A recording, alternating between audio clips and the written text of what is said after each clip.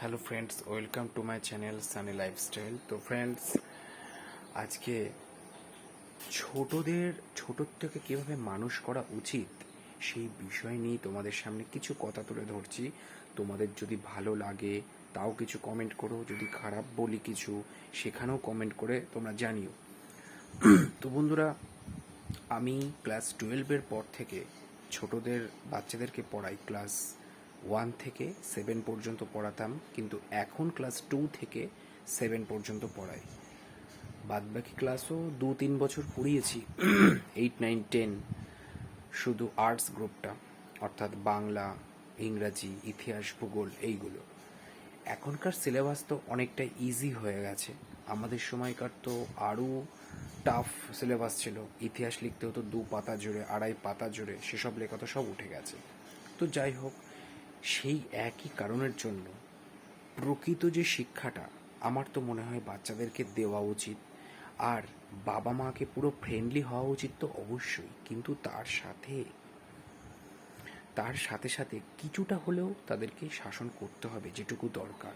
সেইটা যদি না করা হয় তাহলে তো খুবই একটু সমস্যার মধ্যে পড়তে হবে ভবিষ্যতে গিয়ে সেই বেবিকে নিয়ে। কারণ এখনকার যা দিন পড়েছে তাতে প্রত্যেকটা বাবা মাকে তাদের সাথে শিশুসুলভ আচরণের সাথেই চলতে হবে।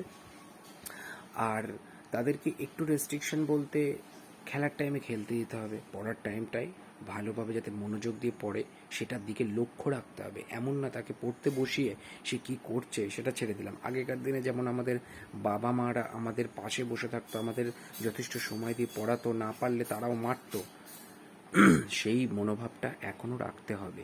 না হলে একটা বাচ্চা প্রকৃত শিক্ষায় শিক্ষিত হতে কখনোই পারবে না।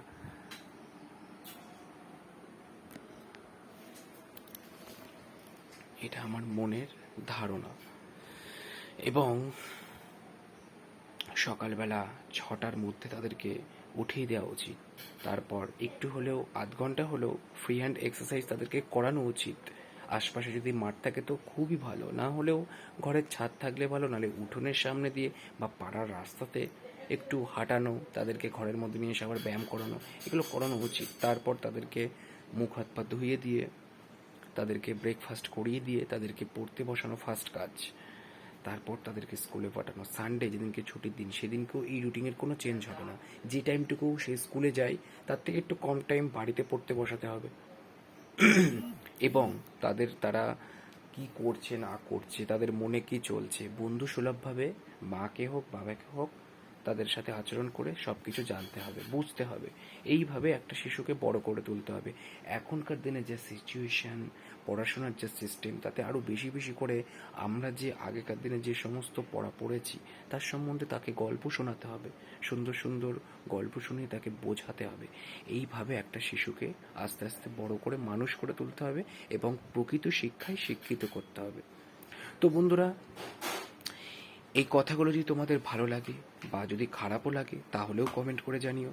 চ্যানেলটিকে সাবস্ক্রাইব করো, লাইক কমেন্ট করতে অবশ্যই ভুলো না। ওকে বন্ধুরা, সবাই খুব ভালো থাকো। নেক্সট আরও ভিডিওর জন্য আমি কিছু প্ল্যানিং তোমাদের সামনে আরও ভিডিও নিয়ে আসবো। তোমরা ভিডিওগুলো দেখো, সাবস্ক্রাইব করো।